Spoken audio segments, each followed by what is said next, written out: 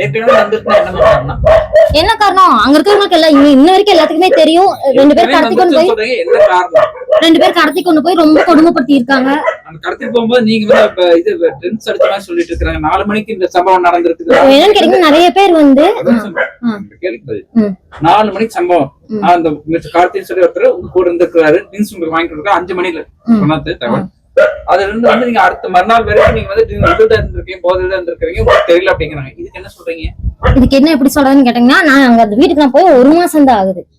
சரிங்க, அந்த இருங்க நான் சொல்லிடுறேன். ஏன்னா ஆரம்பத்துல சொன்னாதான் உங்களுக்கு தெரியும்.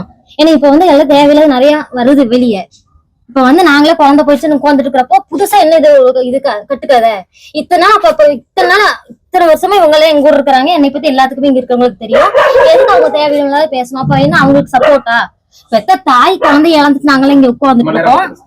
நேரா பார்த்து உட்காந்து இது குழந்தை இழந்துட்டு நாங்க இங்க உட்காந்துட்டு இருக்கிறோம். இழந்து உட்காந்துட்டு இருக்கிறப்போ ஒரு லேடி அவங்களும் பொம்பளை தான், அவங்களுக்கும் குழந்தை இருக்குது. அப்ப எங்களுக்கெல்லாம் சப்போர்ட் பண்ணாம அவங்களுக்கு சப்போர்ட் பண்றாங்க அப்படின்னா அவங்களுக்கு அதுல உடம்பே இருக்கா? தேவையில்லாம எதுக்கு இது பேசணும்? 100% placement guarantee உடன் BCom, BCA, BBA, BSc படிக்க JNN College of Arts and Science, Chennai.